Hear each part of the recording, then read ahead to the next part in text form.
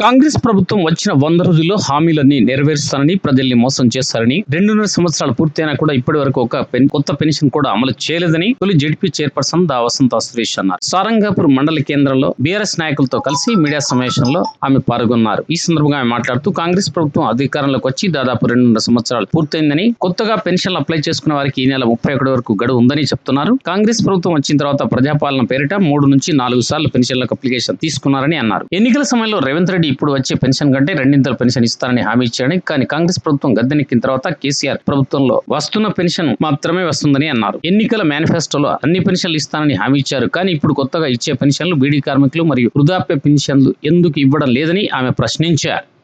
రాష్ట్ర ప్రభుత్వం మరి దాదాపు 2.5 సంవత్సరాలు రేవంత్ రెడ్డి గారు ముఖ్యమంత్రి అయ్యి 2.5 సంవత్సరాలు అయిన తర్వాత ఇవాళ మళ్ళీ కొత్తగా ఆగస్టు 31 వరకు ఈ కొత్త పెన్షన్ల దరఖాస్తులు మరి ప్రారంభం చేయడం జరిగింది. ఈ దరఖాస్తులన్నీ కూడా 31 వరకు మరి అందరూ కూడా అప్లై చేసుకోవాలని చెప్పేసి చెప్పడం ఇది నిజంగా కూడా ఒక హాస్యాస్పదంగా ఉంది. ఒక ముఖ్యమంత్రి హోదాలో ఉన్నటువంటి మరి అదేవిధంగా రేవంత్ రెడ్డి గారు వారి ప్రభుత్వం ఎన్నిసార్లు ఈ పెన్షన్ అనేది మరి గతంలో రేవంత్ రెడ్డి గారు ముఖ్యమంత్రి అయిన తర్వాత ప్రజాపాలన కార్యక్రమం అని చెప్పేసి దరఖాస్తులు తీసుకున్నారు.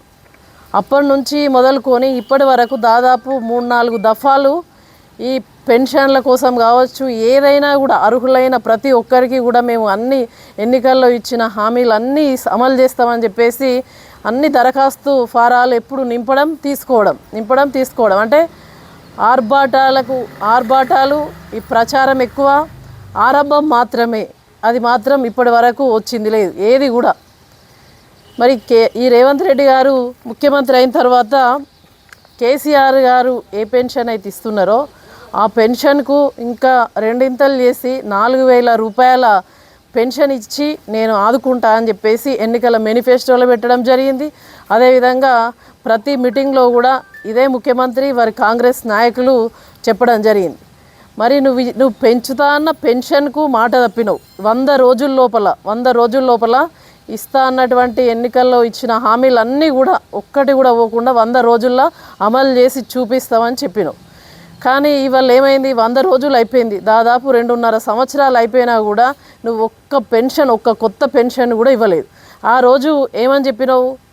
అన్ని పెన్షన్లు ఇస్తా అని చెప్పినావు. మళ్ళీ కొత్త పాట, ఇది కొత్త రాగం. రేవంత్ రెడ్డి గారు ఎప్పుడు రాగాలు తీసుడు తప్ప మరి అది లాస్ట్కు మరి ప్రజలకు ఫలితమయ్యే అవకాశం అయితే ఎక్కడ కూడా లేదు. ఇలా పెన్షన్లలో వితంతు పెన్షన్ అట, ఒంటరి మహిళా పెన్షన్, దివ్యాంగుల పెన్షన్, చేనేత కార్మికుల పెన్షన్, గీత కార్మికుల పెన్షన్, డయాలసిస్ పేషెంట్లకు, ఫైలేరియా రోగులకు అని చెప్పేసి ఈ ఫారాలు నింపడం ఆర్భాట సూరత్వం అంటే ఆరంభించడమే తప్ప అది వచ్చేది లేదు సచ్చేది లేదు అన్నట్టు ఈ రేవంత్ రెడ్డి సర్కార్ యొక్క పని కనబడుతూ ఉంది. ఎందుకంటే ఇప్పటికి దాదాపు 4 సార్లు తీసుకున్నారు.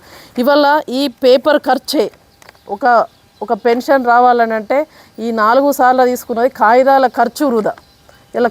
ఖర్చు వృధా తప్ప నువ్వు వచ్చి 2.5 సంవత్సరాలైంది, నువ్వు పెంచుతా అన్న పెన్షన్లు లేకపోయాయి.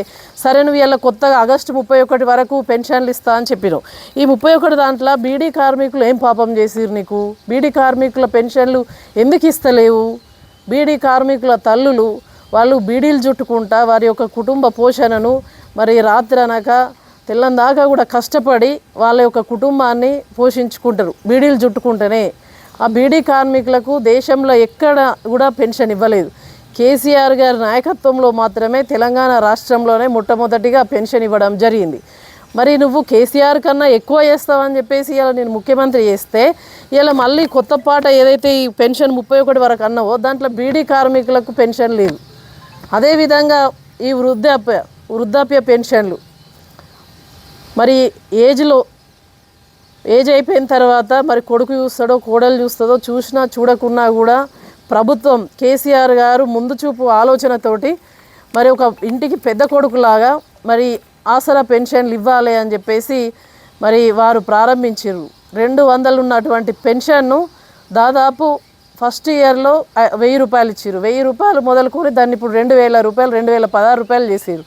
ఇలా రేవంత్ రెడ్డి వచ్చిన వాళ్ళే అవ్వ తాతకి ఇద్దరికి ఇస్తా అన్నాడు. అవ్వకు తాతకి ఇద్దరికి ఇంట్లో ఇద్దరు ఉంటే ఇద్దరికి ఓల్డ్ ఏజ్ పెన్షన్ ఇస్తా అని చెప్పిండు. కానీ ఇలా ఈ నువ్వు 31 వరకు ఏదైతే ఫారాలు తీసుకుంటుర్రో ఆ ఫారాలల్లో ఇలా వృద్ధాప్య పెన్షన్ లేదు. ఎందుకు? నీకు వృద్ధులు ఏం పాపం చేసిర్రు? ఏమైనా పేదల సంక్షేమం కోసం ఈ ప్రభుత్వం పనిచేయాలి. ఎన్నికల్లో ఇచ్చినటువంటి హామీలు పూర్తిగా కూడా విఫలం చెందింది కాంగ్రెస్ ప్రభుత్వం, ఈ రేవంత్ రెడ్డి గారి ప్రభుత్వం.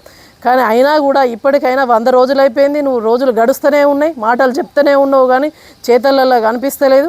ఇలా సబ్బండ వర్గాల ప్రజలను మరి అతి తక్కువ సమయంలో మోసం చేసి అతి తక్కువ సమయంలో మరి అందరూ ప్రజల చేత తిట్లు తిన్నటువంటి ముఖ్యమంత్రి ఎవరైనా ఉన్నారంటే ఇది రేవంత్ రెడ్డికి మాత్రమే దక్కుతున్నటువంటి అరుదైన బిరుదుగా మనం చెప్పుకోవచ్చు. కాబట్టి నువ్వు ఈ పెన్షన్లు తక్షణమే ఫారంల ఖర్చు వృధా అయ్యేటట్టు కాకుండా ఈ చేయూత పెన్షన్లు పెంచుతా అని చెప్పినావు. ఈ 4000 వరకు పెంచి ఈ బీడీ కార్మికులను, వృద్ధాప్య పెన్షన్లను, మహాలక్ష్మి పెన్షన్లు మరి యాడ్ చేయాలని చెప్పేసి, అదేవిధంగా కళ్యాణ లక్ష్మి ఏదైతే స్టేజ్ ఇచ్చిరో దాన్ని ఉత్తర్వులకు మనం మీరు ప్రభుత్వం ద్వారా కౌంటర్ దాఖలు చేయాలి. లేకపోతే ఈ అసమర్థ ముఖ్యమంత్రి మరి వీళ్ళ క్యాబినెట్లో ఉన్నటువంటి మంత్రులు కావచ్చు వీరందరూ కూడా మరి వెంటనే రాజీనామా చేయాలి.